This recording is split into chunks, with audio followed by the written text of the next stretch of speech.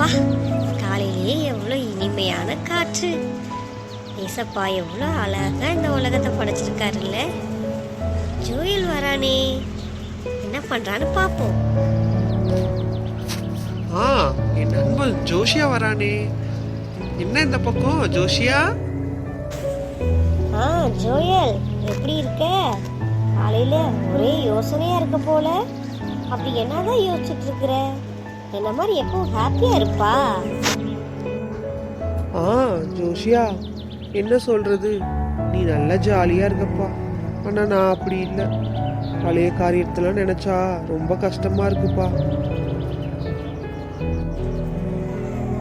அது என்ன பழைய காரியம்? உன் பிரச்சனை என்ன?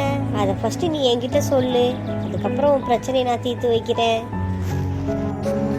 அதுவா, நான் சின்ன வயசா இருக்கும் போதே எங்க அப்பா இறந்து போயிட்டாங்க. அது உனக்கே தெரியும்லப்பா. அதுக்கப்புறம் நாங்கள் சாப்பாடுக்கே ரொம்ப கஷ்டப்பட்டு வந்துட்டு இருக்கோம். அதெல்லாம் நினைக்கும் போது எனக்கு ரொம்ப கவலையா இருக்கு ஜோஷியா. அட ஜோயல், இதுதான் உன் கவலையா? அதை விட்டு தள்ளுப்பா. ஏசப்பா உனக்காகவே இந்த காலை வேளையில ஒரு வசனத்தை சொல்றாங்க, கேக்குறியா? முந்தினவைகளை நினைக்க வேண்டாம், பூர்வமானவைகளை சிந்திக்க வேண்டாம், இதோ புதிய காரியத்தை செய்கிறேன்.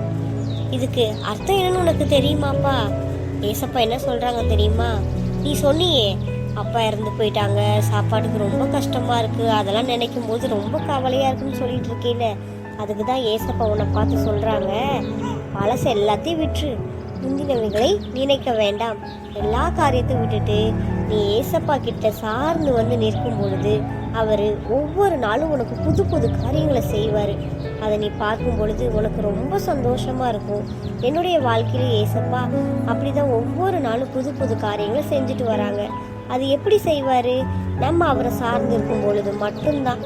அதாவது பழைய காரியங்களாம் மறந்து வரப்போற காரியத்தை குறித்து கவலைப்படாம என்னுடைய வாழ்க்கையில ஏசப்பா இருக்காங்க அப்படின்னு நாம முழுசா நம்பும் பொழுது அவர் ஒவ்வொரு நாளும் நமக்கு புது புது அற்புதங்களை செஞ்சு வருவாரு.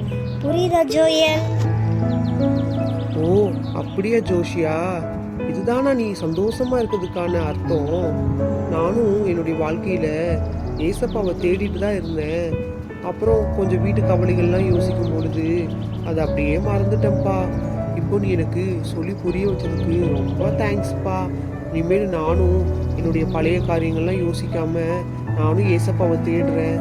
அவர் தேடும் பொழுது உனக்கு கொடுத்த சந்தோஷத்தையும் அதை காட்டிலும் எனக்கும் கொடுப்பாருன்னு நான் நம்புறேன்ப்பா. சரிப்பா ஜோயல், நீ ஆண்டவருடைய வார்த்தைக்கு கீழ்ப்படிஞ்சதுக்காக நானும் உனக்கு தேங்க்ஸ் சொல்றேன்ப்பா. நீ ஏசப்பாவை மறக்காம டெய்லியும் அவருடைய வார்த்தைகளை கடைப்பிடிச்சு ஜெபம் பண்ணு. நம்ம நாளைக்கு பார்க்கலாம். பாய் ஜோஷியா.